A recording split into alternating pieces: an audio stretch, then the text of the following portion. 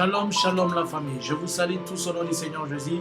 C'est le prophète Jean-Luc Amani qui est devant vous pour vous parler. Nous bénissons le Seigneur qui nous donne le temps de pouvoir nous retrouver encore aujourd'hui. Nous sommes le 22. Nous sommes le 22 novembre 2023. Aujourd'hui, je viens vous parler de la croisière de prière et vous annoncer le programme de la croisière de prière. Les gens vont se poser la question, c'est quoi la croisière de prière? Je vais vous illustrer la croisière de prière au travers de la croisière de l'année passée, ce que nous avons eu. En fait, chaque année, au mois d'août, nous nous rencontrons pour essayer en famille, la famille des enfants de Dieu ainsi que les membres de la communauté CRL.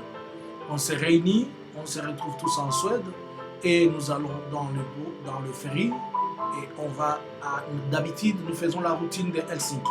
Mais l'année prochaine, l'année 2024, nous serons en Suède à partir du 14, ça sera un mercredi, puisque l'année prochaine, nous n'allons pas partir du vendredi au dimanche, mais nous allons partir du jeudi au samedi.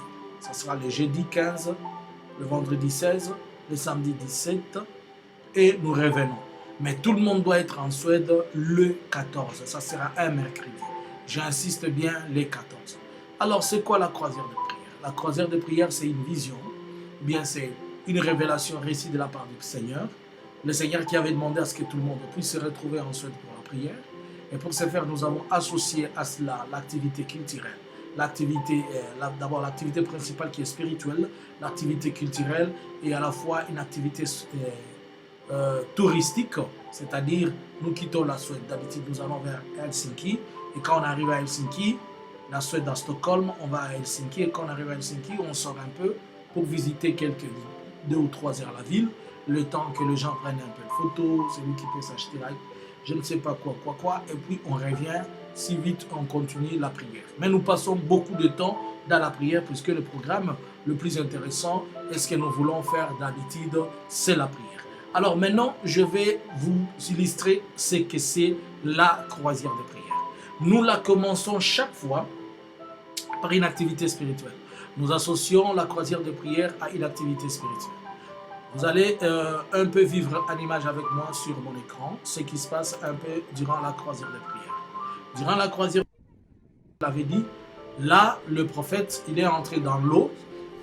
Là, le prophète est entré dans l'eau, puisque nous commençons normalement la croisière de prière avec une activité spirituelle. Nous faisons le baptême. Après le baptême, là, nous sommes au niveau de l'hôtel. Il y a un bus qui vient nous prendre. Comme je vous ai dit que tout le monde arrive le mercredi. Le mercredi, nous allons tous être logés dans un hôtel. Et ici à l'hôtel, un bus, d'après l'organisation que nous faisons, il vient nous prendre. Le bus vient nous prendre et nous amène directement où c'est au bateau. Là, nous sommes en train d'embarquer dans le bateau. Mais il y a eu une merveille pour cette année. Il y a eu quelque chose qui est émerveillé, comme je vous avais dit, qu'on associe l'activité culturelle. Nous avons commencé par une présentation, vous voyez, de peinture, de tableaux. Il y a un frère qui est venu faire de belles présentations et les gens étaient contents de la présentation. C'était une activité trop culturelle avec laquelle nous avons commencé. Il y a des très beaux tableaux. En tout cas, je ne sais pas comment je peux dire, le frère Glotti nous a fait un bon travail. Et si vous voulez, par exemple, commander les tableaux, vous voulez avoir votre tableau selon la peinture que vous voulez, vous n'avez qu'à prendre contact avec le frère Glotti via moi et il va vous faire la présentation. Il nous a présenté un travail merveilleux. Ici, c'est la salle dans laquelle nous nous retrouvons tous pour commencer et pour essayer d'avoir le temps dans la prière. C'est notre salle de conférence. Dans la salle de conférence, nous sommes dans la salle de conférence pour plusieurs choses. Notamment, nous sommes dans la salle de conférence pour la prière. Nous sommes aussi dans la salle de conférence pour essayer de débattre de certains soucis.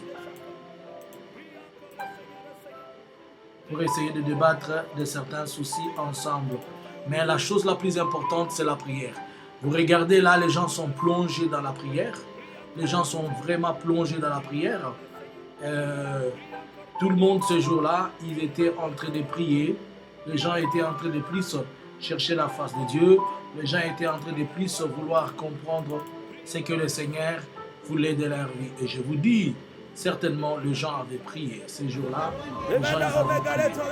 Nous étions tous contents de la prière. Vous voyez, il y a des gens qui s'étaient oubliés, plongés.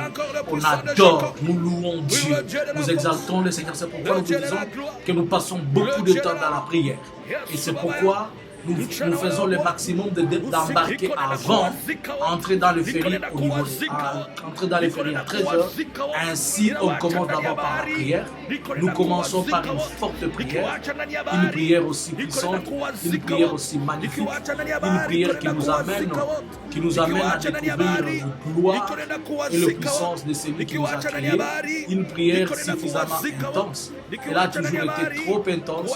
Elle a toujours été des moments fantastiques où les gens cherchent, comme nous cherchons ardemment la face de Dieu pour essayer de comprendre ce que le Seigneur est en train de vouloir avec nous. Après, nous avons le temps que nous passons. Nous allons avoir le temps puisque nous mangeons tout. Nous mangeons dans le ferry. Il y a des restaurants à la buffet où nous nous servons avec les autres. Nous ne sommes pas les seuls dans le ferry. Donc c'est une belle ambiance. Il y a beaucoup de gens qui quittent à gauche comme à droite. Ils sont dans leur business, mais nous sommes aussi dans nos business, c'est-à-dire dans nos affaires. Nous sommes en train de faire des affaires qui nous concernent, qui est celui de la prière. Pendant ce moment-là, lorsque les gens sont, par exemple, il y a des ceux-là qui sont en train de manger, les autres qui sont en train de partager, et nous nous asseyons, on mange en groupe. Et après, ici, c'est à Helsinki. Vous voyez, la ville de Helsinki, c'est à la place centrale ici. C'est la gare centrale de Helsinki. Et là, il y a eu plusieurs bâtiments. Nous avons eu le temps de visiter. Nous avons pris quelques photos. Nous sommes partis à l'intérieur de la gare. Nous sommes partis avec... c'est presque, c'est comme vous savez, dans toutes les villes, comme ça a toujours été, c'est dans la période de l'été. Mais après, nous avons un temps où on partage dans un restaurant privé. C'est un restaurant à la carte où nous essayons de partager les repas en famille. On essaie de partager en famille, nous essayons de manger les uns avec les tout étant autour de nos tables, tout le monde est là. C'est différent. C'est pourquoi nous avons dit que nous avons des temps de restaurant à la carte, nous avons aussi le temps de buffet. Ici, c'est pendant que tout le monde n'est pas là, dans le bateau, nous restons pour la prière. Après la prière, on essaie de partager quelque chose avant de sortir. Il y a des moments magnifiques pour les enfants. Les enfants peuvent venir. Il y a tout de quoi les enfants ont besoin pour jouer. Il y a des jeux importants pour jouer vidéo, des jeux de je ne sais quoi, n'importe comment qui peuvent occuper les enfants. Ça permet à ce que nos enfants, quand ils sont avec nous, ils ne s'ennuient pas, ils ont de quoi faire, ils ont de quoi s'occuper. Ainsi, tout le monde dans la croisière à sa part. Les adultes ont leur part et les enfants ont leur part. Ainsi, les enfants ne peuvent pas dire « Oh, vous nous avez privé, vous ne nous avez pas donné du temps ». Mais ici, c'était puisque nous étions en train de partir à Helsinki que ces choses étaient ainsi. Mais quand nous allons partir à Tallinna, comme l'année prochaine, nous allons à Tallinna, à Estonie, ça sera un autre bateau, mais qui aura d'autres découvertes, qui a encore des choses magnifiques pour les enfants. Donc, venez avec les enfants, vous voulez venir avec les enfants, venez avec les enfants, vous allez avoir tout ce dont les enfants ont besoin pour se sentir à l'aise. Ne pensez pas que les enfants vont être étouffés, puisque vous pouvez seulement dire que non, c'est seulement les adultes et les enfants vont prier. Non, ils vont prier, ils vont aussi avoir le temps de s'amuser. Et à la fin, il y a un bus qui vient nous attendre. Ici, nous sommes au port, à Stockholm, un bus qui vient nous attendre pour nous retourner à la maison. Et tout le monde va à la gare, tout le monde fait le chemin retour. Donc, voilà un peu en image comment se passent nos croisières de prière. Et c'est à la fois, comme je vous avais dit, une activité qui regroupe beaucoup de choses. Ça regroupe l'aspect spirituel, ça regroupe aussi l'aspect physique de certaines choses dont les gens peuvent faire.